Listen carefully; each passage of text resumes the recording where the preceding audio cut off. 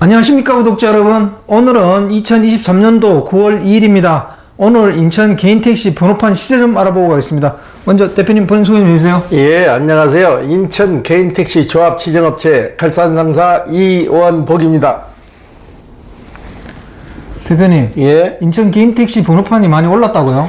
예, 인천 개인택시 번호판이 가파르게 상승 중이에요. 네네네. 전주에 1억 정도에 판매되던 게 지금 300만 원이 올라서 1억 300에 지금 판매되고 있어요. 네네. 예, 예.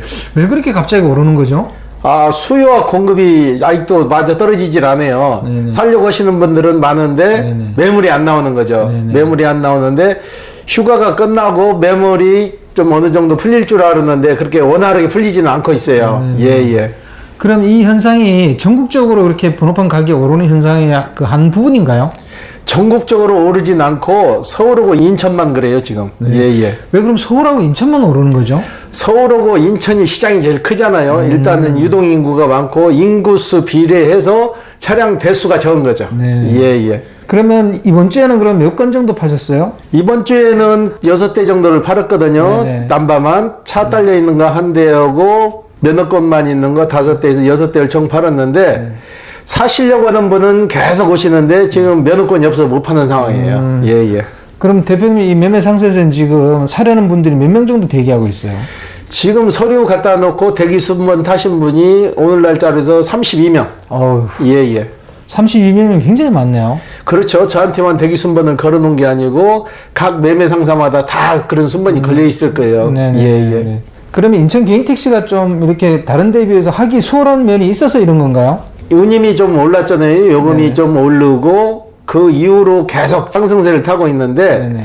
인천 지역이 특성상 좀 범위가 넓어요. 네네. 범위가 넓고 짧은 거리가 요즘은 거의 안 가고 장거리를 가는 유저들이 많으니까 타도시에 비해서 수익률이 좀 나은가 봐요. 네. 예, 예.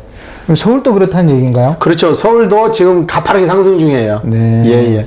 그러면 앞으로 인천 개인택시 번호판 시세는 얼마까지 갈 거라고 전망하세요?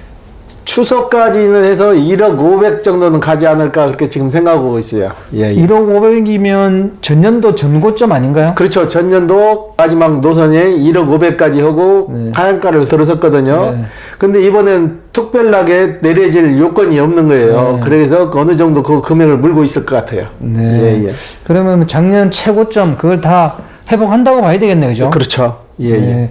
그러면 이제 개인 택시를 하려고 해도 대기 순번이 이렇게 있어서 갑자기 또 할 수도 없고 그래도 가격은 오르는 것 같은데 그럼 이게 개인 택시 하려는 분들 어떤 생각으로 기다려야 되나요? 조급하게 생각하지 마시고 네. 차근차근 준비해서 오시는 게 좀 나을 것 같아요. 개인 택시를 사러 오시는 분 중에서 가끔 그런 분도 있어요. 자격 조건이 안 되는데 와서 개인 택시 남바만 살려고 하시는 분들이 있어요. 네네. 일단은 본인의 자격 조건을 좀 따져봐야 돼요. 네. 인천 같은 경우나 서울 같은 경우에는 거주 1년, 인천 같은 경우는 특히 거주 요건은 굉장히 강화되어 있거든요. 인천은 무조건 거주 요건 1년을 충족을 하셔야 되는데 현 시점이에요. 네. 서울 같은 경우에는 전에 살았던 기간만 있으면 다 인정을 해줘요. 네. 근데 거주 조건이 안 맞는 상태에서 오시는 분, 그 다음에 다른 조건은 다 되시는데 택시 체험 교육을 안 받으신 분, 그분들이 제일 많아요. 일단은 택시 체험 교육을 4박 5일 받으셔야 되는데 무사고 5년이고 그 여건이 없어지다 하니까는 택시 체험 교육 그 자체를 생각을 안 하고 오시는 거예요. 아. 다 상담하고 나서 그러면 택시 체험 교육 받으셨습니까? 그러면 그때 얘기를 하시는 거예요. 안 받았습니다. 근데 택시 체험 교육이 올해는 다 마무리가 됐어요. 이제 다 끝났고 내년으로 시작되는데 아마 12월 말경에 다시 한번 접수를 받을 거예요. 네. 예, 예. 또 택시 운전 자격증도 취득해야 되잖아요. 택시 자격증은 당연히 있어야 되는 거죠. 화물하다 보면 화물 종사자 자격증이 필요하고 택시 오면 택시 자격증이 필요하고 버스 오면 버스 자격증이 다 필요한 거예요. 지금은 네네. 분야별로. 예. 네. 그러니까 택시 자격증이라든지 개인 택시 양수 교육도 안 받고 예, 급한마음에 예, 찾아오신 예. 분들 그렇죠. 있다는 일단 거잖아요. 가격이 오르니까 네. 오르기 전에 좀 사놓을 수 있냐. 네네. 그런데 올해는 교육이 없어서 내년으로 넘어가야 되는데 그래서 계약이 안 되는 거죠. 네. 예, 예. 만약에 그 교육 안 받고 개인 택시만 번호판 살 수 없어요? 팔으신 분이 소유권을 못 넘기잖아요. 소유권을 못 넘기고 내년까지 넘어가야 되는데 그걸 기다려줄 사람 한 사람도 없죠. 네. 예. 그런 문제가 있네요. 그죠? 예. 그러면 이게 개인 택시가 각 전국마다 번호판 시세가 다르더라고요. 예. 그러면 개인 택시 번호판 시세하고 월 수입은 비례하는 거예요? 아무래도 큰 도시 같은 경우는 수익률이 좀 좋죠. 그 다음에 신규 도시. 네. 신규 도시는 도심지로 진입하기가 좀 나쁘면 그런데도 수익률이 괜찮은데 산간 벽지나 지방으로 내려갈수록 수익률은 좀 떨어지죠. 네. 유동인구가 적으니까. 네. 예. 어떤 데 보니까 2억도 넘어가는 데가 있더라고요. 세종시 같은 경우도 거의 2억 하는 걸로 알고 있거든요. 예. 2억 하는데도 몇 군데 돼요. 그럼 예, 그런 데는 수입이 좋다는 거잖아요. 그렇죠. 일단은 다 유각으로 벗어난다는 얘기죠. 네. 손님이. 예. 네. 그러면 예전같이 법인 택시 오래 하시면 이 개인 택시 자격 주는 거 이거는 없어요? 전에는 공직에 오래 계신 분들이나 법인 택시를 몇 년 이상 하거나 버스를 하거나 화물을 해서 경력을 맞추면은 정부에서 그냥 줬거든요. 지자체마다. 근데 요즘은 택시가 포화 상태라 해가지고 그 없어진 지가 꽤 됐어요. 한 4, 5년 된 것 같아요. 예. 앞으로는 그러니까 법인 택시 하셔도 개인 택시 받을 확률은 거의 없다는 거네요. 그렇죠. 거의 없는 게 아니라 없습니다. 예. 이번 주 거래건 중에 기억에 남는 거 있으면 소개 하나 해주세요. 예. 며칠 전에 오신 손님인데 이분은 은행에서 대출을 받아서 진행하시는 분인데 한 달 전에 대출 상담을 받았어요. 한 달 전에 대출 상담을 받았는데 은행에서 오케이를 했어요. 5천만 원까지 대출이 됩니다 해서 저희 사무실에 오셨는데 그분하고 내가 상담을 해본 결과 대출이 좀 안 될 것 같더라고요. 그래서 내가 다시 하나하나 조목조목 짚어가지고 이건 다시 가서 재상담을 한번 해가지고 오세요. 그랬더니 신한은행 인천에서 개인택시 대출해 주는 데는 신한은행 2군데밖에 없거든요. 그 신한은행 가서 다시 대출 상담을 했는데 안 된다고 해서 다시 왔어요. 그래서 왜 안 된다고 그러더냐 그랬더만 집을 살 때 담보대출을 좀 많이 과하게 받으셨더라고. 그래서 거기에 신용 등급은 좋은데 과다 대출자로 해서 규제에 묶인 거예요. 그래서 대출이 안 된 분이 있어요. 이거 좀 안타깝네요. 예. 그리고 이번 주 거래건 중에는 주로 연령대는 어떤 분들이 많던가요?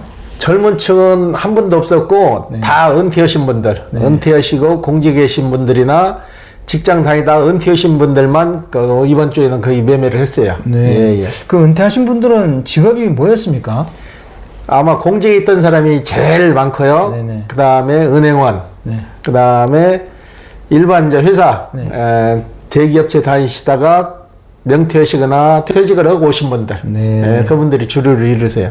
전에 같은 경우는 법인 택시해서 경력을 3년 쌓아가고 오신 분들이 주류를 이뤘었거든요.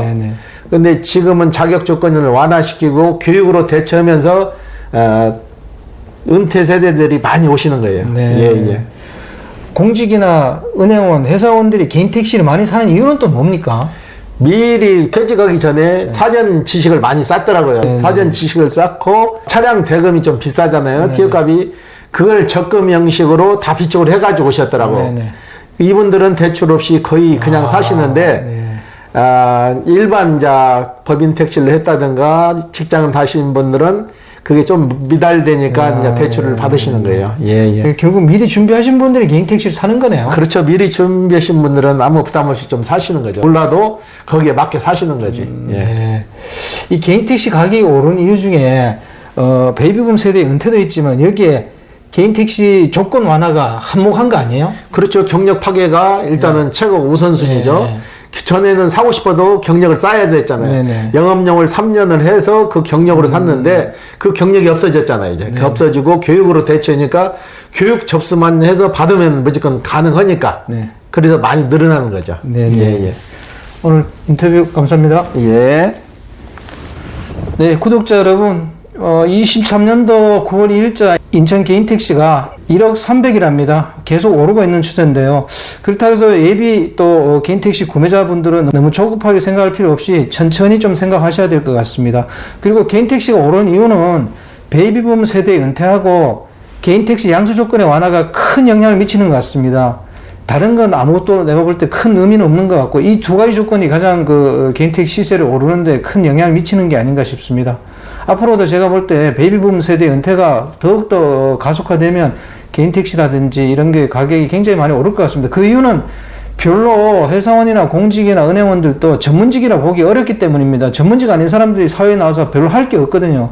그래서 아마 개인 택시나 개인 용달 쪽으로 많이 오는 거 아닌가 그런 생각이 듭니다. 자, 호화제는 다음 시간에 또 다른 주제로 구독자 여러분 찾아가겠습니다. 안녕히 계십시오. 호화제였습니다.